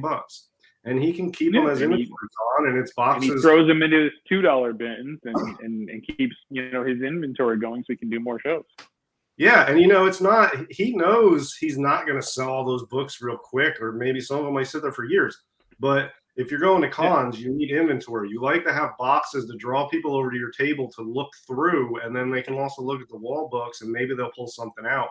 And if you're at a con, if you're a dealer at a con, it's good to have inventory, even if it's not sellable inventory in a box. The box itself draws people to your table. And I do a lot of circuits. That's what I'm hoping for at BUB'S Con 2024. I'm going to take my whole collection. Moved out another year. I'm going to take my whole collection there, and I'm going to double the price on everything of what I think it's going for in the standard market. I'm just going to double the price, put it out there, draw people to my table, and I want everyone to walk away from my table and go, that guy has amazing books, but he's crazy. His prices are ridiculous.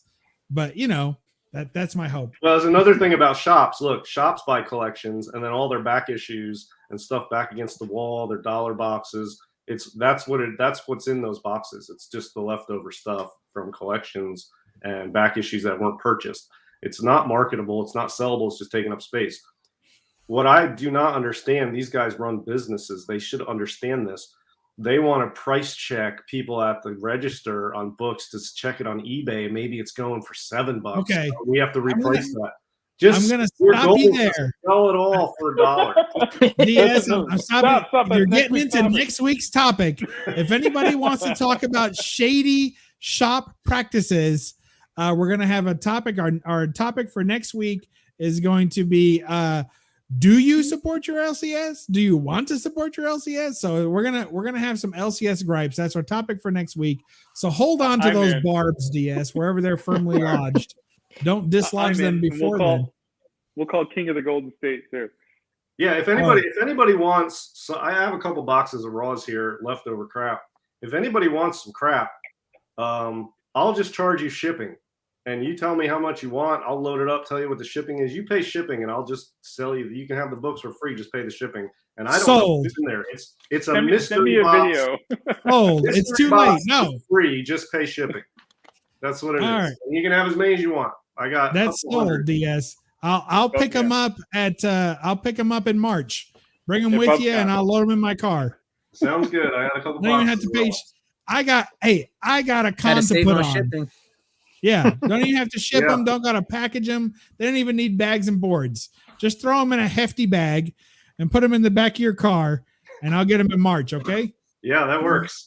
All right. I appreciate you, brother. It's not bad stuff. It's just stuff I don't really feel like putting time in to sell. Like, fine range, late issue Conans. They're cool books. I got a little run of Warlord in like mid grade. man. They're not. What am I going to sell those for $1? Like, I would just give them to somebody who wants them. Hey, that Warlord is a heck of a good read. It's real Good, good. you got a buyer already.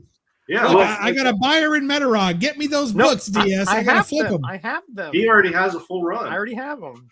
Oh, Yeah, why I didn't you asked Metarog about I'm it. gonna do a little a fun little gag here. Hey, so Roger, how many issues is in the Warlord series? Oh, 130 something. I want to say. My gosh, is it Okay. that long? This is how bad the market is. The first appearance of Warlord was what? Warlord #1? No, it was first issue special number 8. First issue special number 8. Okay. I'm glad that Roger knows that we have a fact checker on here. I'm willing to bet that you could get that book out of a dollar bin or at most $10. That series ran for 130 issues. Moon Knight has never had a series run that long. Not even close. I don't think if you put all of Moon Knight's issues together, it goes that long. Right. On all of his series. And yet his first appearance is worth like tens of thousands of dollars in high grade. Somebody explain that to me. Well, and the Warlord art is so good. It's the Marvel movie. Well, Mike Mike Grell. I mean, if it come on. shows up Grell, on yeah. there. Oh no! That's it. No, I'm not taking the movie age crap on Moon Knight. That book was too damned expensive before he got a series. Yeah, that's true. It was, well, I'm assuming it was the potential because they knew that the character had No. potential. That was the only. That character didn't have any potential. He couldn't. I mean, his second series lasted 5 issues. Oh yeah, the Fist of Khonshu. Yeah. Hey, Morris. Well, if you guys want to see this and other overpriced books at your local convention, Go to BUB'S Con 2025. this is going to be selling for double. I promise you, double GPA. I'm going to buy GPA for 1 month, and I'm going to double all my books, and it's going to be great. Oh, you want to see something else? Check this out. Also, this one, I always feel like this is an homage to the Daredevil issue.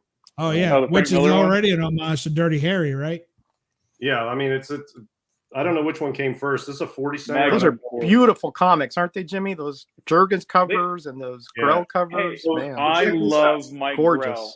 This Here's the only problem I collection- have with Warlord is he looks just like Green Arrow. I bought this because collection it's the from same a- artist, Jimmy. It's the same No, but it's artist the as the one same who did look. them in the Bronze Age. The only Hey, difference is that- he gave him That he back gave cover Green OJ Arrow Simpson ad sword is hat. worth the price of admission right there. Yeah, right. But listen to this. I bought this collection off a lady who got them from her dad. And he was in the military and he was stationed in Germany when he was buying You all got him these for the Mark books. Jewelers variant. Every didn't you? single book from her collection is a Mark I remember Jewell, that, Jimmy. Wow, and they're all newsstands. that's awesome. Like it's a Three 1980. of the only 4 Mark Jewelers variants I have are Warlords. And guess where I got them from? Guess where I got them from? The same That lady. guy waving his hand, Same lady. right there. They all came from I love Metarog. it. Yeah, so this All right. this whole stack of Warlords and the Conans are all Mark Jeweler copies. And Nice. Can't wait. Everything from that collection is a Mark Jeweler. Whoa, nice. Yeah, I mean these Yeah. Warlords, I've read them. The art by Mike Grell in here is phenomenal. And Phenomenal. The stories are good. It's Fabulous. quality stuff, but you know, Hey, I just have one question. What's Agu's opinion on this? On what? Says, leave me alone, would you? I'm trying to Glad organize to my have you cards. around, buddy. Look at Oh, you got that. the Deadpool card. Nice. Wow. Oh, that's the one that was an X-Force 1, right? But that's what Yeah, it says. Hey. I sold the gem at 10 I had. Yeah, he did. So I was that guy. Yeah, and eBay, didn't they hamstring your money for like 6 months? Oh man, they hamstringed it for like almost 40 days. Yeah. Wow. 40 days. 40 They days. held his money the for amount 40 and days. the seller. You believe that? Probably blah, 40 blah, nights blah. too. I bet. Did you sell it during Lent? Oh wow, look at Dang, that. man. Yeah. Go ahead. Put it in. Is that going in my box too? What? No, this is not going in your box. This is a pretty tough. Ooh, I buy sealed card pack. sets. I buy like non-sports cards, sealed boxes.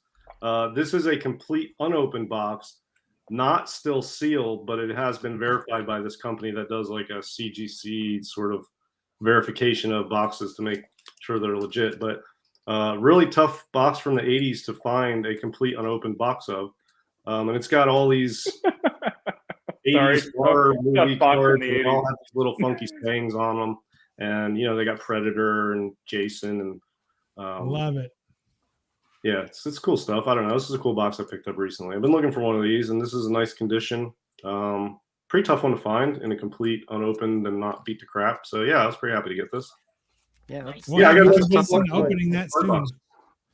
You'll have that cracked open in a few weeks. We'll No, make sure I'm not that- cracking this open. I've got a little collection. I got TMNT Series 1 and 2. I've got some McFarlane Spider-Man. I've got the Batman reprint box. First issue G.I. Joe cards, sealed box. nice. Yeah, I need That's a gonna be He-Man. He-Man's a really tough one to find. A sealed Masters of the Universe card box. That's a tough one. That's going to be the Very best cool. line of the night. DS is happy to have that tough box from the 80s. Oh yeah, he is. All right, guys. We've had a big time. We've had a lot of fun. We really got to know Agu. Thank you, Yep. Agu. Yeah, man. Anytime. Good stuff. Boy, he collects a lot of different stuff. Thank you all for being here. We got to shut it down sometimes. So we might as well shut it down tonight. Look at that. Dr. Mario. Is that mint in box? Mint, factory sealed, all that Nice. jazz. Wow. My goodness. That's crazy. I have the So, NES one. Cheers. Yeah, that's a good one too. I like Dr. Mario as well as Tetris. I play all my games though, Agu, so mine are not quite that minty. Yeah, this is my second copy, so I'm good. Oh, you're good. So you got one His for the backup, Super NES, Roger. and you got What are you that. talking about? On a quiet That's night, cool. on a quiet night, you I can hear respect Roger that. blowing I on his respect NES All right, cartridge. hold on. Here's another one. Hold on. Oh yeah, yeah. Which Yeah. one's that one? Bad Girls for Life? I've got that one. Conker's Bad Bad for a Fur Day. That's Day. a rare game. Oh, my bad. Yeah. Is it rare? This Yeah. This one's open though. Bad It's Fur kind. Day. You'd like it, Bub. It's Sounds kind of dirty like at all. edgy. Yeah. Yeah, that's me. I get edgy at night. I Oh, like that's it. Bub's right there. Hey, I've looked worse. All right, guys. Quit showing off, Agu. We got to get going. Oh, okay. All right. Thank you all for being here. Look, we're closing out another year of the No Faces Comic Chat. And I just want to say one more time that I just don't know if I can do another year. I'm gonna try. I'll try. You guys wear me out. But no, I want to thank everybody. Let's start first with our special guests. Thank you guys for joining us. I thought of you guys in mind. I wanted some guys that did some mystery box experience because I didn't know how much my other two fellows would have. So Jimmy the Geek, I want to thank you. I say it all the time. One of the most criminally undersubbed and unappreciated guys. I mean, everybody I talk to, no one appreciates him. So throw him a like, throw him a sub, watch one of his latest videos. I'm sure you'll like it. I think he did Ladies of Marvel recently. So check that out. I'm into that kind of stuff. Jimmy, anything you'd like to say on your behalf? Yes, I blame my publicist for the bad press. Yeah, that happens. Yeah, he got a bad review 3 years ago. He still hasn't recovered. You've apparently been my publicist. Yeah, sorry about that. I've got videos coming out 3 times a week, every Tuesday, Thursday, and Saturday. Unboxings, hauls, and lots of really new stuff coming up next year. So stay tuned. Awesome. Can't wait. Looking forward to it. Agu, what do you have coming up on your channel or the fine channels under which you'll be gracing? Oh man, since everybody loves a mystery box, I'll be doing a mystery box unboxing. Oh, I can't wait. Wow, that's timely. Oh, nothing. Maybe I thought about showing off my Hot Wheels here pretty soon.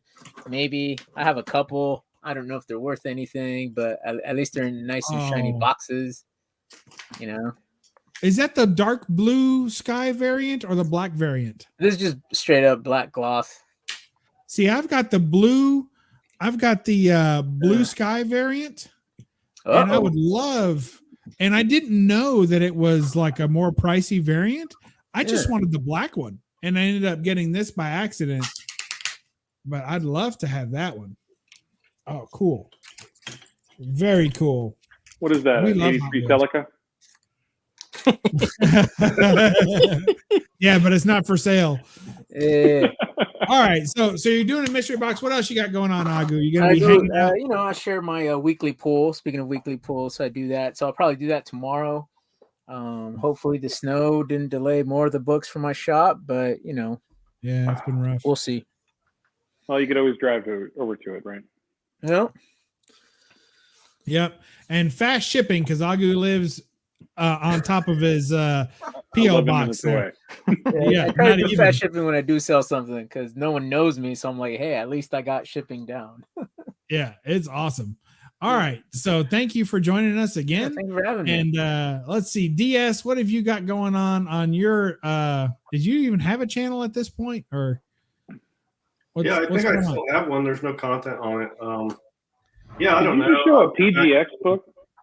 I'll get back to doing content at some point, but we got the Golden Guys is on Thursday nights now on Comic Core at 10 p.m. So I've got that going on, and then this show. And then Instagram, I'm on there a lot, and that's a quick way to interact. So anybody can hit me up there. And that's pretty much all I've got going on right now. And I'm kind of in a holding mode until, next year, and I'll start doing some stuff again as far as buying, selling content, stuff like that. So I'm going to make that like a New Year's resolution. So we'll see how it goes. Cool. Sounds like fun. Can't wait to see more stuff from you, bud.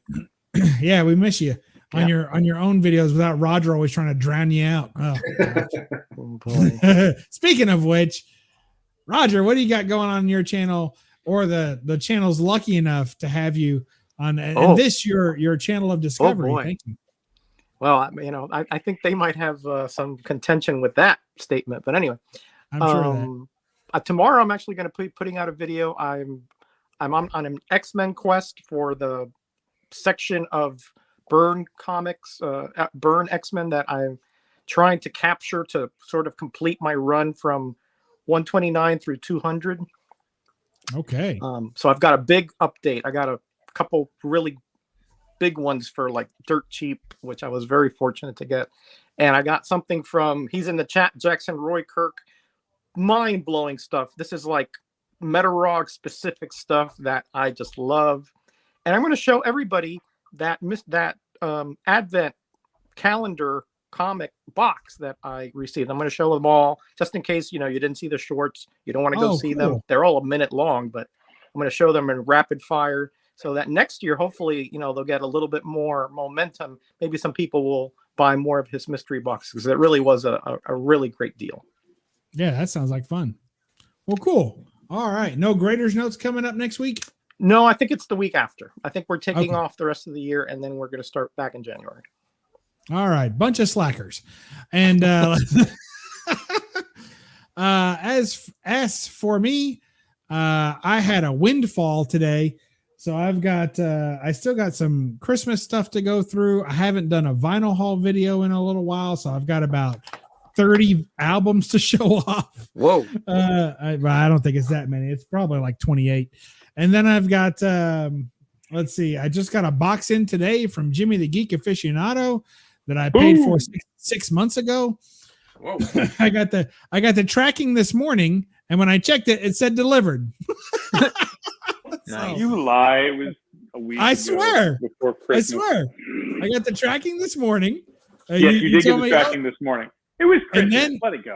and I checked the tracking, and it said delivered. So I came home. It was I'm here. actually astonished. I mean, it went out priority, so I expected it 2 days, but over Christmas holiday, usually that Right. estimate goes out the window.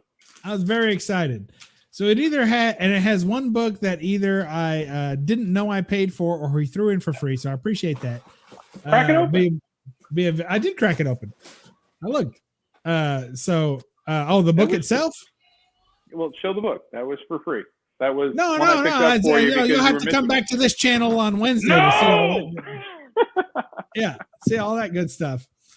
Sorry about that. Yeah, return trip for you. Then also, I got a box of slabs just came in today too. Whoa. Some CGC slabs. Ooh. So I got all kinds of. When did you submit those? February? No. I purchased from somebody. And I'll talk about it in my video Wednesday. You just got bumped to Friday, so you don't have to watch Wednesday. I'm going to show the slabs. It's on all Wednesday. good. I know what I packed. Yeah.